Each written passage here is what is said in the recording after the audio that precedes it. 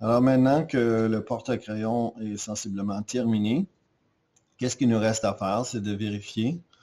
Disons qu'ici, on peut choisir les différents morceaux et les enregistrer en STL. Avant de faire ceci, peut-être qu'on veut avoir une deuxième copie de notre travail. Alors, on peut aller en haut ici, Save As, et là, vérifier. On le met dans le bon répertoire qu'on désire. Et puis, disons, moi, j'en ai déjà deux, alors je fais numéro 3, JLR porte-crayon 3. Je fais Save. Et pour voir où sont les nouveaux morceaux, si on retourne sur les 9 petits carrés, tu peux voir que j'en ai maintenant 3.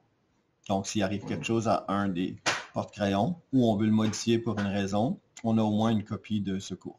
Alors, on clique sur le X pour fermer ceci. Et maintenant, je peux les enregistrer chacun des morceaux. Avant d'enregistrer chacun des morceaux, on veut se créer un répertoire dans lequel on va enregistrer ces fichiers ici. Alors, on va dans le répertoire qu'on veut. Et puis, disons que je vais dans ce répertoire ici, porte-crayon, projet porte-crayon. Alors, dans le projet porte-crayon, je peux créer un nouveau répertoire, donc un nouveau dossier. Je vais mettre mes initiales et je vais écrire porte-crayon.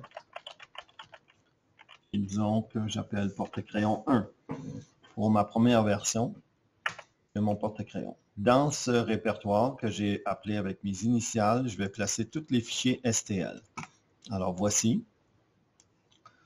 Donc, je viens ici. Pour chacun des morceaux, je clique à droite sur la souris et je fais Save as STL.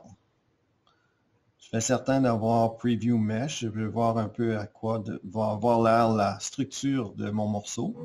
Je choisis un Refinement High, donc le plus élevé. Et puis, le reste, le nombre de triangles dépend toujours du nombre de la grosseur du morceau et ce qu'on a choisi comme rapidement. Alors, on fait OK. Et ça nous demande où on veut l'enregistrer. Dans notre cas, on veut l'enregistrer. Donc, si je viens ici, j'ai placé le fichier que j'ai choisi tout à l'heure. Je l'ai placé dans Projet Crayon. Donc, le dossier en question, il est ici. JLR porte-crayon 1. Et le nom est déjà nommé. Je ne change pas le nom. Je fais certain que c'est écrit .stl. Je fais enregistrer. Alors, je fais ça pour chacun des morceaux. Je clique à droite sur la souris. Save as STL. Je n'ai pas besoin de changer rien. J'ai déjà planifié. On voit déjà ici que le nombre de triangles est plus élevé parce que le morceau est effectivement plus gros. Alors, je fais enregistrer. Alors là, je suis rendu à chacune des lettres. Les fichiers STL font en sorte qu'on va pouvoir l'intégrer dans un autre logiciel comme le logiciel Simplify 3D qui accompagne habituellement l'imprimante FlashForge Creator Pro, celle qu'on a ici, qui nous permet d'imprimer en 2 couleurs. Alors, qu'est-ce qu'on fait pour chacun des morceaux? Il faut faire Save as STL. Il ne faut certainement pas oublier un morceau. Il faut toujours vérifier qu'on a chacun des morceaux. J'ai fait le J, le E, le A. Je suis en train de faire le N. Alors, je continue. Le tiret, dans mon nom, il y a un tiret. Alors, Save as STL. Alors, j'enregistre. Le L, Save as STL.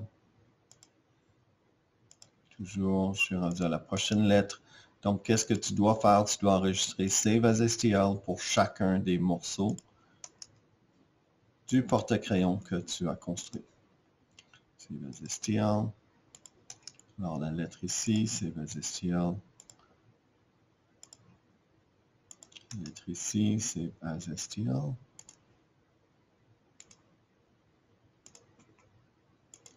Alors, c'est la dernière lettre de mon nom. Il y a d'autres logiciels que Simplify 3D. Simplify 3D, c'est le logiciel que j'utilise avec les imprimantes FlashForge Creator Pro. Alors, Save as STL. Les fichiers STL peuvent être utilisés par d'autres logiciels aussi. Alors, Save as STL. Donc, chacune des étoiles doivent être enregistrées de façon à ce qu'on puisse les avoir lorsqu'on imprime en 3D. On a déjà fait des trous, alors il ne faut pas oublier les morceaux qui correspondent aux trous. Ce ne serait pas beau si on avait un trou et pas l'étoile autour. Alors, on fait certain d'avoir chacun des morceaux qui viennent avec le dessin qu'on a construit, qu'on veut imprimer en 3D. Donc, le porte-crayon. On avait 8 étoiles, alors on fait certain que dans ce qu'on enregistre, on a 8 étoiles. Je suis rendu à 1, 2, 3, 4, 5, 6, 7. Ça, c'est le numéro 7. Ensuite, le numéro 8, Save as STL. Et là, il va me rester à faire les 4 logos. Donc, Save as STL. Même principe. Enregistrer. Le logo 2, Save as STL. OK. Enregistrer. Save as STL. Le numéro 3. Enregistrer. Et le logo 4. Save as STL. Alors, je vérifie, j'ai bien combien de lettres. J'ai 1, 2, 3, 4, 5, 6, 7, 8, 9, 10, 11, 12, 13. 13, et ensuite j'ai 8, qui veut dire 21, 22, 23, 24, 25. Je devrais avoir 25 morceaux. Si je regarde ici, est-ce que j'ai mes 25 morceaux? Oui, ça dit 25 éléments. Alors, je suis correct.